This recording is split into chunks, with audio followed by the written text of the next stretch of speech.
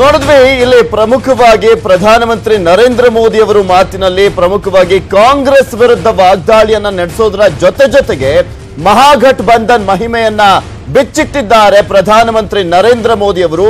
ಮೈತ್ರಿಯಲ್ಲಿ ಕುಮಾರಸ್ವಾಮಿ ಅಸಹಾಯಕ ಸಿಎಂ ಆಗಿದ್ದಾರೆ. ಕಾಂಗ್ರೆಸ್ ಕೈಯಲ್ಲಿ ಕುಮಾರಸ್ವಾಮಿ ಅವರು ವಿಲ ಅಂತ ಒದ್ದಾಟವನ್ನ ಮಾಡ್ತಾ ಇದ್ದಾರೆ ಅಂತ ಹೇಳ್ತಾ ಕಾಂಗ್ರೆಸ್ ವಿರುದ್ಧ ವಾಗ್ದಾಳಿಯನ್ನ ನಡೆಸಿದ್ರು.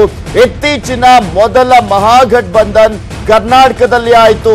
ಪರಸ್ಪರ ಹೊಡೆದಾಡಿಕೊಂಡಿದ್ದವರೆಲ್ಲ ಕೂಡ ಒಂದಾಗಿದ್ದಾರೆ ಅಂತ ಸಮಾರೋಪ ಭಾಷಣದಲ್ಲಿ ಪ್ರಧಾನಮಂತ್ರಿ ನರೇಂದ್ರ ಮೋದಿ ಅವರು ಟಾಂಗ್ ಅನ್ನ ನೀಡಿದ್ದಾರೆ. ಇನ್ನು ಮಹಾಗಠಬಂಧನ್ ಟ್ರೇಲರ್ ಕೂಡ ಜೋರಾಗೆ ಇತ್ತು. ಆದ್ರೆ ಕರ್ನಾಟಕ ಮುಖ್ಯಮಂತ್ರಿ ಕತೆ ಏನಾಗಿದೆ ಗೊತ್ತಾ ಅನ್ನೋದನ್ನ ಕೂಡ ಪ್ರಶ್ನೆ ಮಾಡ್ತಾ ಅದರ ಬಗ್ಗೆ ಹೇಳ್ತಾ ಹೋದ್ರು. ಕರ್ನಾಟಕ ಮೈತ್ರಿ ಸರ್ಕಾರದ ಸಿಎಂ ಖುದ್ದು ತಾವಾಗೆ ಹೇಳಿದ್ದಾರೆ, ನಾನು ಮುಖ್ಯಮಂತ್ರಿ ಅಲ್ಲ, ಒಬ್ಬ ಕ್ಲರ್ಕ್ ಅಂತ ಹೇಳಿದ್ದಾರೆ ಅನ್ನೋದನ್ನ ಇಲ್ಲಿ ಪ್ರಧಾನಮಂತ್ರಿ ನರೇಂದ್ರ ಮೋದಿ ಅವರು ತಮ್ಮ ಭಾಷಣದಲ್ಲಿ ಉಲ್ಲೇಖವನ್ನ ಮಾಡಿರುವಂತದ್ದು. ತೆಲಂಗಾಣದಲ್ಲೂ ಕೂಡ ಮಹಾಗಠಬಂಧನ್ಗೆ ಮಹಾ ಸೋಲಾಗಿದೆ. ಬಿಜೆಪಿ ಸಮಾವೇಶದಲ್ಲಿ ಪ್ರಧಾನಮಂತ್ರಿ ನರೇಂದ್ರ ಮೋದಿ ಅವರು ವಾಗ್ದಾಳಿಯನ್ನ ನಡೆಸಿದ್ರು. ಇಲ್ಲಿ ಪ್ರಮುಖವಾಗಿ ಅವರ ಭಾಷಣದಲ್ಲಿ ಕರ್ನಾಟಕದ ವಿಚಾರವನ್ನ ಕೂಡ ಎತ್ತಿರುವಂತದ್ದು. ಹಾಗೆ ಕುಮಾರಸ್ವಾಮಿ ಅವರ ವಿಚಾರವನ್ನ ಕೂಡ ಎತ್ತಿದ್ರು. ಕುಮಾರಸ್ವಾಮಿ ಅವರು ನಾನು ಸಿಎಂ ಆಗಿಲ್ಲ, ಕ್ಲರ್ಕ್ ಆಗಿದ್ದೇನೆ ಅಂತ ಹೇಳಿದಂತ ವಿಚಾರವನ್ನ ಇಲ್ಲಿ ತಮ್ಮ ಭಾಷಣದಲ್ಲಿ ಉಲ್ಲೇಖವನ್ನ ಮಾಡ್ತಾ ಕಾಂಗ್ರೆಸ್ನ ವಿರುದ್ಧ ವಾಗ್ದಾಳಿಯನ್ನ ನಡೆಸಿದ್ರು. ಹಾಗೆ ಮೊನ್ನೆ ಅಷ್ಟೇ ಆದಂತ ಒಂದು ಚುನಾವಣೆ ಅಂದ್ರೆ ತೆಲಂಗಾಣದಲ್ಲಿ ಆದಂತಹ ಚುನಾವಣೆಯ ಸಂದರ್ಭದಲ್ಲಿ ಕಾಂಗ್ರೆಸ್, ಟಿಡಿಪಿ ಸೇರಿದಂತೆ ಸಾಕಷ್ಟು ಪಕ್ಷಗಳು ಮಹಾಗಠಬಂಧನವನ್ನ ಮಾಡಿಕೊಂಡು ಅಲ್ಲಿ ಎಲೆಕ್ಷನ್ ಅನ್ನ ಎದುರಿಸಿದ್ವು. ಆದ್ರೆ ಯಾವ ರೀತಿಯಾಗಿ ಸೋಲಾಯ್ತು ಅನ್ನೋದ್ರ ಬಗ್ಗೆನೂ ಕೂಡ ಸವಿಸ್ತಾರವಾಗಿ ಮಾತಾಡ್ತಾ ಮೋದಿ ಅವರು ಹೇಳಿದ್ರು. कुछ दिन पहले इस गठबंधन का ट्रेलर भी बाहर आया है. आपने देखा होगा तेलंगाना में गठबंधन का पराजय हो गया, बुरी तरह पराजय हो गया.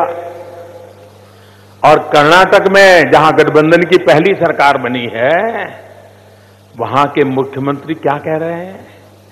कर्नाटक के मुख्यमंत्री जो गठबंधन की सरकार के मुख्यमंत्री हैं, अभी तो कुछ ही महीने हुए हैं और ऐसे परेशान है वो कह रहे हैं कि उन्हें मुख्यमंत्री के बजाय एक क्लर्क मात्र बना करके रख दिया गया है. और अभी कुछ दिन पहले इस गठबंधन का ट्रेलर भी बाहर आया है. आपने देखा होगा तेलंगाना में गठबंधन का पराजय हो गया, बुरी तरह पराजय हो गया. और कर्नाटक में जहां गठबंधन की पहली सरकार बनी है वहां के मुख्यमंत्री क्या कह रहे हैं? कर्नाटक के मुख्यमंत्री जो गठबंधन की सरकार के मुख्यमंत्री हैं, अभी तो कुछ ही महीने हुए हैं और ऐसे परेशान है वो कह रहे हैं कि उन्हें मुख्यमंत्री के बजाय एक क्लर्क मात्र बना करके रख दिया गया है. और अभी कुछ दिन पहले इस गठबंधन का ट्रेलर भी बाहर आया है. आपने देखा होगा तेलंगाना में गठबंधन का पराजय हो गया, बुरी तरह पराजय हो गया. और कर्नाटक में जहां गठबंधन की पहली सरकार बनी है वहां के मुख्यमंत्री क्या कह रहे हैं?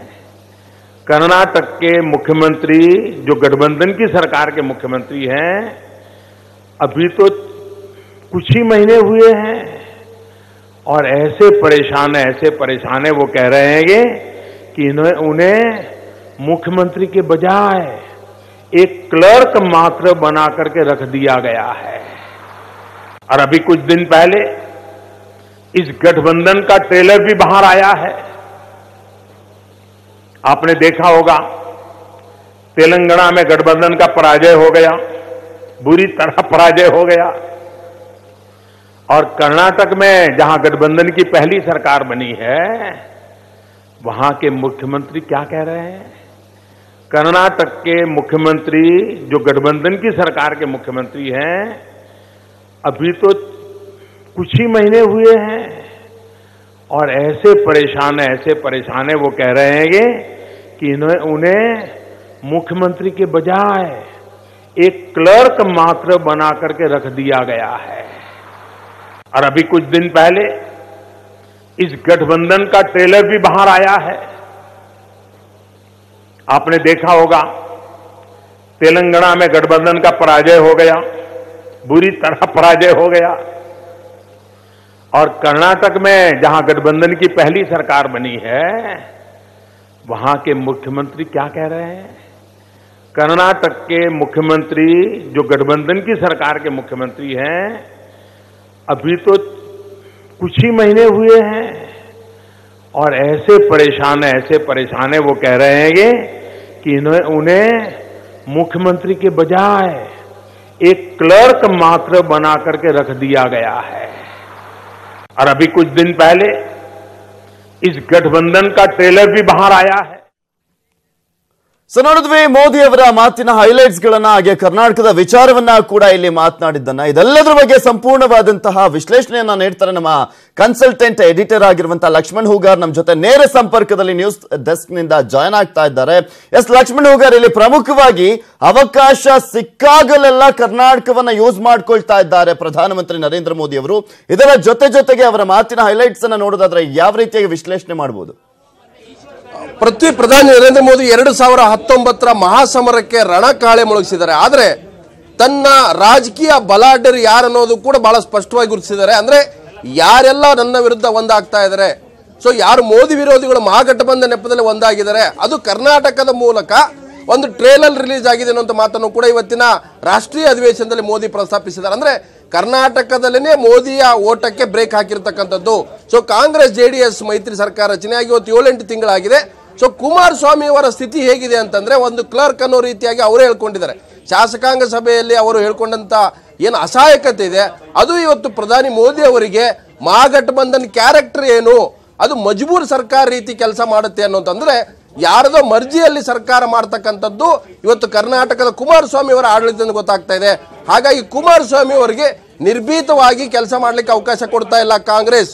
ಸೊ ಕರ್ನಾಟಕದನ್ನೇ ಉದಾಹರಣೆಯಾಗಿ ಪ್ರಧಾನಿ ಅವರು ಹೇಳಿದ್ರು, ರಾಷ್ಟ್ರ ಮಟ್ಟದಲ್ಲಿ ಬಿಜೆಪಿ ವಿರುದ್ಧ ಏನು ಮಹಾಗಠಬಂಧನ್ಗಳಿಗೆ ಒಂದು ದಿನಕ್ಕೊಂದು ರಚನೆ ಆಗ್ತಾ ಇದಾವೆ, ಅವು ಎಲ್ಲವಕ್ಕೂ ಕೂಡ ಒಂದು ರೀತಿಯ ಮಜಬೂರಿ ಸರ್ಕಾರದ ಕಲ್ಪನೆ ಇದೆ, ಮಜಬೂತ್ ಸರ್ಕಾರದ ಕಲ್ಪನೆ ಇಲ್ಲ.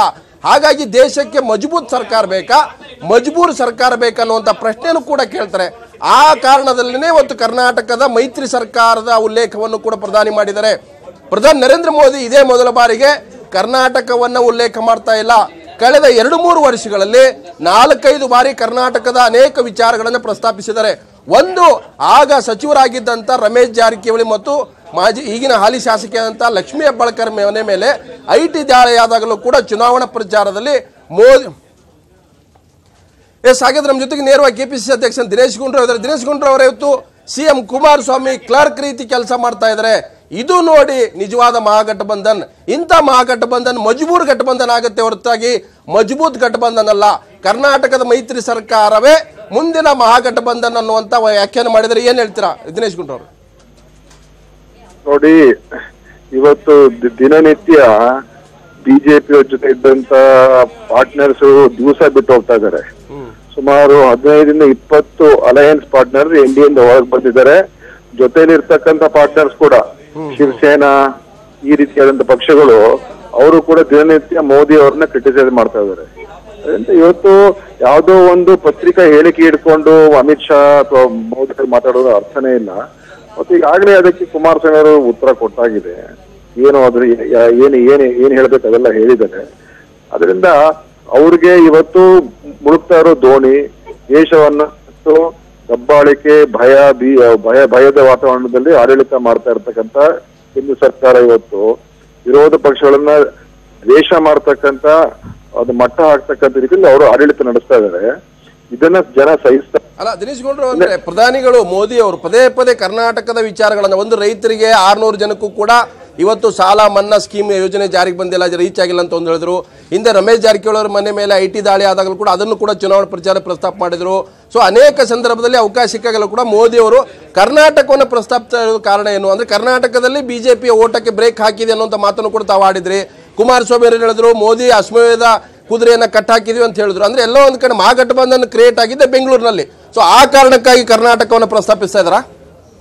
ನೋಡಿ, ನಮ್ಮಲ್ಲಿ ನಾವು ಒಟ್ಟಿಗೆ ಚುನಾವಣೆ ಮೊನ್ನೆ ಮಾಡಿ 5 ಚುನಾವಣೆ 4 ಗೆದ್ಕೊಂಡ್ಬಂದು, 2 ಪಾರ್ಲಿಮೆಂಟ್ 2 ವಿಧಾನಸಭಾ ನಾವು ಗೆದ್ಕೊಂಡ್ ಬಂದು. ಅದೇ ನೋಡ್ಕೊಂಡು ಭಯ ಬಂದ್ಬಿಟ್ಟಿರ್ಬೇಕು ಅವ್ರಿಗೆ. ಏನಪ್ಪಾ ಇವರಿಬ್ರು ಒಂದಾದ್ರೆ ಮುಂದಿನ ಲೋಕಸಭೆಯಲ್ಲೂ ಕೂಡ ಸುಮಾರು 25 ಸೀಟ್ ಇವರಿಬ್ರು ಸೇರಿ ಗೆಲ್ಬಹುದು, ಬಿಜೆಪಿಗೆ 3-4 ಸೀಟ್ ಇಳಿಬಹುದು ಅಂತ ಭಯ ಬಂದು ಇವತ್ತು ಈ ರೀತಿಯಾದಂತ ಹೇಳಿಕೆಗಳು ಕೊಡ್ತಾ ಇದ್ದಾರೆ. ಮತ್ತು ಅವ್ರಿಗೆ ಏನಾಗಿದೆ, ಬೇರೆ ಸಾಧನೆ ಬಗ್ಗೆ ಹೇಳ್ಕೊಳ್ಳುವಂಥದ್ದು ಏನಿಲ್ಲ. ದೇಶದ ಆರ್ಥಿಕ ಪರಿಸ್ಥಿತಿ ಕೆಟ್ಟೋಗಿದೆ, ಉದ್ಯೋಗ ಸೃಷ್ಟಿ ಇಲ್ಲ, ಉತ್ಪಾದನೆ ಹೆಚ್ಚಾಗ್ತಾ ಇಲ್ಲ, ಎಲ್ಲೂ ಕೂಡ ಇವತ್ತು ಒಳ್ಳೆ ವಾತಾವರಣ ದೇಶದಲ್ಲಿಲ್ಲ. ಅದಕ್ಕೆ ಅವ್ರ ಸಾಧನೆ ಇಲ್ಲದೆ ಇರೋದಕ್ಕೋಸ್ಕರ ಈ ರೀತಿಯಾದಂತ ಟೀಕೆಗಳು ಮಾಡ್ಕೊಂಡು ಹಗುರವಾಗಿ ಮಾತಾಡ್ಕೊಂಡು ಪ್ರಧಾನಮಂತ್ರಿ ಪ್ರಚಾರ ಮಾಡ್ತಾ ಇರುವಂತ ನಾವು ನೋಡ್ತಾ ಇದೀವಿ. ಅಲ್ಲ, ದಿನೇಶ್ ಗುಂಡೂರಾವ್ ಅವರು ಪೊಲಿಟಿಕಲಿ ವ್ಯಾಖ್ಯಾನ ಮಾಡಿದ್ದಾರೆ. ಅಂದ್ರೆ ರಾಜಕೀಯವಾಗಿ ಒಬ್ಬ ವ್ಯಕ್ತಿ ವಿರುದ್ಧ ಎಲ್ಲ ವಿರೋಧಿಗಳು ಒಂದಾಗ್ತಾ ಇದ್ದಾರೆ. ಅದು ಕರ್ನಾಟಕದಲ್ಲಿ ಟ್ರೇಲರ್ ಬಿಟ್ರು. ಅಂದ್ರೆ ಮಮತಾ ಬ್ಯಾನರ್ಜಿ, ಮತ್ತೊಂದು ಕಡೆ ನಿಮ್ಮ ಮಿತ್ರ ಪಕ್ಷಗಳಾದಂಥ ಚಂದ್ರಬಾಬು ನಾಯ್ಡು ಅವರು, ಮತ್ತೊಂದು ಕಡೆ ಏನು ಅರವಿಂದ್ ಕೇಜ್ರಿವಾಲ್, ಮಾಯಾವತಿ, ಅಖಿಲೇಶ್ ಯಾದವ್, ಎಲ್ಲ ಪಕ್ಷದ ನಾಯಕರು ಕೂಡ ನೀವು ವಿಧಾನಸೌಧ ಮುಂದೆ ಶಕ್ತಿ ಪ್ರದರ್ಶನ ಮಾಡಿದ್ರಿ. ಅಲ್ಲಿ ಶಕ್ತಿ ಪ್ರದರ್ಶನ ಮಾಡಿದಂಥ ಮಹಾಗಠಬಂಧನ ತೆಲಂಗಾಣದಲ್ಲಿ ಸೋಲುತ್ತೆ ಹೀನಾಯವಾಗಿ. ಕರ್ನಾಟಕದಲ್ಲಿ ಕುಮಾರಸ್ವಾಮಿ ಕ್ಲರ್ಕ್ ರೀತಿ ಕೆಲಸ ಮಾಡ್ತಾ ಇದ್ದಾರೆ, ಅಸಹಾಯಕರಾಗಿದ್ದಾರೆ. ಇದು ನೋಡಿ ಮಹಾಗಠಬಂಧನ್, ಇಂಥ ಮಹಾಗಠಬಂಧನ್ ಬೇಕಾ ಅನ್ನುವಂಥ ಪ್ರಶ್ನೆಯನ್ನು ಇಟ್ಟಿದ್ದಾರೆ. ನೋಡಿ, ಇವತ್ತು ನಾವಿಲ್ಲಿ ಒಟ್ಟಿಗೆ ಕೆಲಸ ಮಾಡಿ ಅವ್ರಿಗೆ ರಿಸಲ್ಟ್ ಕೊಟ್ಟಾಗಿದೆ, ಅದು ಅರ್ಥ ಮಾಡ್ಕೋಬೇಕು. ಉತ್ತರ ಪ್ರದೇಶದಲ್ಲಿ ಮೊನ್ನೆ 5 ರಾಜ್ಯಗಳ ಚುನಾವಣೆಯಲ್ಲಿ ಬಿಜೆಪಿಗೆ 0, ಆಯ್ತಾ. ಕಾಂಗ್ರೆಸ್ 3 ರಾಜ್ಯ ಗೆದ್ಕೊಳ್ತು, ತೆಲಂಗಾಣದಲ್ಲಿ ಇನ್ನೊಂದು ಪಾರ್ಟಿ ಗೆದ್ಕೊಳ್ತು, TRS, ಮತ್ತೆ ಇನ್ನೊಂದು ರಾಜ್ಯದಲ್ಲಿ ಅಲ್ಲಿ ಲೋಕಲ್ ರೀಜನಲ್ ಪಾರ್ಟಿ ಗೆದ್ಕೊಂಡಿದೆ. ಅದೇ ಬಿಜೆಪಿಗೆ ಏನ್ ಸಿಕ್ಕಿದೆ ಇವಾಗ? ಗಠಬಂಧನ್ ಯಾಕೆ ಎಲ್ಲರೂ ಕೂಡ ಒಟ್ಟಿಗೆ ಸೇರೋದಕ್ಕೆ ಮಾಡ್ತಾ ಇರೋ ಒಂದು ಉದ್ದೇಶ ಅಂತ ಹೇಳಿದ್ರೆ, ಇವತ್ತು ಇಂಥ ಒಂದು ಸರ್ಕಾರ, ಪ್ರಜಾಪ್ರಭುತ್ವ ನಂಬಿಕೆನೇ ಇಲ್ಲ, ಇವರು ಸಂಸ್ಥೆಗಳನ್ನು ಸರ್ವನಾಶ ಮಾಡ್ತಾ ಇದ್ದಾರೆ. ಮತ್ತು ಮೋದಿಯದ ಡಿಕ್ಟೇಟರ್ ಇವತ್ತು ದೇಶದ ಭವಿಷ್ಯದ ಪ್ರಶ್ನೆ ಇವತ್ತು ನಮ್ಮ ದೇಶದ ಮುಂದೆ ಇದೆ. ಅದಕ್ಕೆ ನಾವು ಒಂದಾಗಬೇಕು. ಯಾಕಂತ ಹೇಳಿದ್ರೆ ಇಂಥವ್ರು ಮತ್ತೆ ಇನ್ನೊಂದು 2ನೇ ಬಾರಿಗೆ ಮೋದಿಯರ ಪ್ರಧಾನಮಂತ್ರಿ ಆದ್ರೆ ದೇಶ ಹರಿದು ಹಂಚೋಗಿ ದೇಶದ ಪರಿಸ್ಥಿತಿ ಏನಾಗುತ್ತೋ ಗೊತ್ತಿಲ್ಲ. ಪೊಲಿಟಿಕಲಿ ಏನೇ ಮಾತಾಡಿರ್ಬೋದು, ಒಂದು ಆಡಳಿತ ಪಕ್ಷ ಏನು ಇವತ್ತು 2 ಪಕ್ಷಗಳು ಸೇರಿ ಮೈತ್ರಿ ಸರ್ಕಾರ ರಚನೆ ಮಾಡಿದ್ರಿ, ಕುಮಾರಸ್ವಾಮಿ ಅಸಹಾಯಕರಾಗಿದ್ದಾರೆ, ಆತಗೆ ಕೆಲಸ ಮಾಡಕ್ ಬಿಡ್ತಾ ಇಲ್ಲ ಅಂತ ಒಂದು ಅನುಕಂಪ ಅಥವಾ ಮರುಕ ವ್ಯಕ್ತಪಡಿಸ್ತಾ ಇದಾರಲ್ಲ ಮೋದಿ, ಅದು ವಿಶೇಷವಾಗಿ ಗಮನಿಸುವಂತದ್ದು. ಕುಮಾರಸ್ವಾಮಿ ಅವರು ಎಲ್ಲೂ ಅಫಿಷಿಯಲ್ ಆಗಿ ಹೇಳಿಕೆ ಕೊಟ್ಟಿಲ್ಲ. ಯಾವ್ದೋ ಒಂದು ಟಿವಿ ವರದಿ ಮೇಲೆ ಹಿಂಗ್ ಹೇಳಿದ್ರು, ಯಾವ್ದೋ ಮೀಟಿಂಗ್ ಅಂತ ಹೇಳಿದ್ರು ಹೊರತು ಕುಮಾರಸ್ವಾಮಿ ಅಫಿಷಿಯಲ್ ಆಗಿ ಇದೆಲ್ಲೂ ಹೇಳಿಲ್ಲ. ಸೊ ಮೋದಿ ಅವರಿಗೆ ಮಾಹಿತಿ ಹೋಗಿರುತ್ತೆ. ಆಮೇಲೆ ಎಲ್ಲೋ ಈಗ ಯಾವ್ದೋ ಟಿವಿ ರಿಪೋರ್ಟ್ ನ್ಯೂಸ್ ಆಧಾರದ ಮೇಲೆ ನಾವು ಅದನ್ನ ಮಾತಾಡಕ್ಕಾಗಲ್ಲ. 2ನೇದು ಅವ್ರು ಕ್ಲಾರಿಫೈನೂ ಮಾಡಿದ್ದಾರೆ, ನಮಗೂ ಕಾಂಗ್ರೆಸ್ಗೂ ಚೆನ್ನಾಗಿದೆ, ನಾವು ಒಟ್ಟಿಗೆ ಮಾಡ್ತಾ ಇದ್ದೀವಿ. ನಿಮ್ ಪ್ರಕಾರ ಕುಮಾರಸ್ವಾಮಿ ಅವರು ಫ್ರೀ ಹ್ಯಾಂಡ್ ಇದೆ, ಅವ್ರಿಗೆ ಯಾವುದೇ ರೀತಿ ಒತ್ತಡ ಇಲ್ಲ, ಅಸಹಾಯಕತೆ ಇಲ್ಲ. ನೋಡಿ, ಫ್ರೀ ಹ್ಯಾಂಡ್ ಅಂತ ಹೇಳಿದ್ರೆ ನಾವು ನೋಡಿ, ಕುಮಾರಸ್ವಾಮಿ ಅವರು JDS ಪಕ್ಷಕ್ಕೂ ಕೂಡ ಅಕೌಂಟಬಲ್ ಇದ್ದಾರೆ, ಕಾಂಗ್ರೆಸ್ ಪಕ್ಷ ಜೊತೆ ಮೈತ್ರಿ ಆಗಿರೋದು ನಮಗೂ ಕೂಡ ಅವರು ಒಂದು ನಾಯಕರಾಗಿ ಎಲ್ಲರೂ ಅಭಿಪ್ರಾಯ ತಗೊಂಡು ಕೆಲಸ ಮಾಡಬೇಕು. ಫ್ರೀ ಹ್ಯಾಂಡ್ ಅಂತ ಹೇಳಿದ್ರೆ ಇಬ್ರು ಸೇರಿ ಒಟ್ಟಿಗೆ ಜವಾಬ್ದಾರಿತ್ವಾಗಿ ನಡ್ಸ್ಕೊಂಡು ಹೋಗ್ತಕ್ಕಂಥದ್ದು ಒಬ್ಬ ಮುಖ್ಯಮಂತ್ರಿ ಜವಾಬ್ದಾರಿ, ಅದು ಮಾಡ್ತಕ್ಕಂಥ ಕರ್ತವ್ಯ, ಅದು ಮಾಡ್ತಾ ಇದಾರೆ ಅವರು. ತಾವು ಪದೇ ಹೇಳ್ತಾ ಇದ್ದಾರೆ ಕರ್ನಾಟಕವನ್ನ ಮೋದಿ, ಈಗ ಇವತ್ತು ಇಡೀ ಒಕ್ಕೂಟ ವ್ಯವಸ್ಥೆಯಲ್ಲಿ ಅನೇಕ ರಾಜ್ಯಗಳ ಚುನಾವಣೆಗಳಾಗಿದೆ, ಸೋತಿದ್ದಾರೆ, ಗೆದ್ದಿದ್ದಾರೆ. ಆದ್ರೆ ಕರ್ನಾಟಕವನ್ನೇ ಮೋದಿ ಅವರು ಪದೇ ಪ್ರಸ್ತಾಪಿಸ್ತಾ ಇರೋದು ನೋಡಿದ್ರೆ, ಸೊ ಮೋದಿಯ ಗೆಲುವಿನ ಓಟಕ್ಕೆ ಕರ್ನಾಟಕದಲ್ಲಿ ಬ್ರೇಕ್ ಬಿದ್ದಿದ್ರಿಂದಾಗಿ ಪ್ರಸ್ತಾಪಿಸ್ತಾ ಇದ್ದಾರೆ ಅಂತ ಹೇಳ್ತಾ ಇದ್ರು. ಅದು ಯಾಕೆ ಹೇಳಿದ್ರೆ, ದಕ್ಷಿಣ ಭಾರತದಲ್ಲಿ ಕೇರಳದಲ್ಲಿ ಶೂನ್ಯ ಇದ್ದಾರೆ ಬಿಜೆಪಿ, ತಮಿಳುನಾಡಲ್ಲಿ ಶೂನ್ಯ ಇದ್ದಾರೆ, ಆಂಧ್ರದಲ್ಲಿ ಶೂನ್ಯ ಇದ್ದಾರೆ, ತೆಲಂಗಾಣ ಶೂನ್ಯ ಇದ್ದಾರೆ. ಕರ್ನಾಟಕದಲ್ಲಿ ಮಾತ್ರ ಸ್ವಲ್ಪ ಅಲ್ಲೇ ಚೂರು ಅವ್ರಿಗೆ ಇಲ್ಲಿ ಅವಕಾಶ ಇರುವಂತ ರಾಜ್ಯ. ಇಲ್ಲೂ ಕೂಡ ಈ ಬರುವಂತ ಚುನಾವಣೆಯಲ್ಲಿ ಅವರು ಬಹಳ ಅತಿ ಕಡಿಮೆ ಸಂಖ್ಯೆ ಇಳಿಯುವ ಪರಿಸ್ಥಿತಿಗೆ ಬರ್ತಾ ಇದೆ. ಅದಕ್ಕೆ ಬಹುಶಃ ಅವರು ಹೇಗಾದ್ರೂ ಮಾಡಿ ಉಳಿಸ್ಕೋಬೇಕು ಅಂತ ಹೇಳಿ ಕರ್ನಾಟಕಕ್ಕೆ ಪ್ರಯತ್ನ ಮಾಡ್ತಾ ಇದ್ದಾರೆ. ಅದು ನನಗನ್ಸುತ್ತೆ ಈ ಸಲ ದೇಶದಲ್ಲೇ, ಕರ್ನಾಟಕ ಬಿಟ್ಬಿಡಿ, ದೇಶದಲ್ಲೇ ವಾತಾವರಣ ನಿರ್ಮಾಣ ಆಗಿದೆ. ಸಾಕಪ್ಪ ಈ ಮನುಷ್ಯಂದು ಆಡಳಿತ, ಬರೀ ಭಾಷಣ, ಮಾತು, ಪ್ರಚಾರ, ಆರ್ಭಟ ಅಷ್ಟು ಮಾಡಿ ಬಿಟ್ಬಿಟ್ರೆ ಯಾರಿಗೂ ಒಂದು ಕೂಡ ಕೆಲಸವನ್ನ ಹೇಳಿರತಕ್ಕಂಥ ಮಾತು ಉಳಿಸ್ಕೊಂಡಿಲ್ಲ. ದೇಶದ ವಾತಾವರಣನೇ ಚೇಂಜ್ ಆಗುತ್ತೆ ನೋಡಿ ಈ ಚುನಾವಣೆಯಲ್ಲಿ.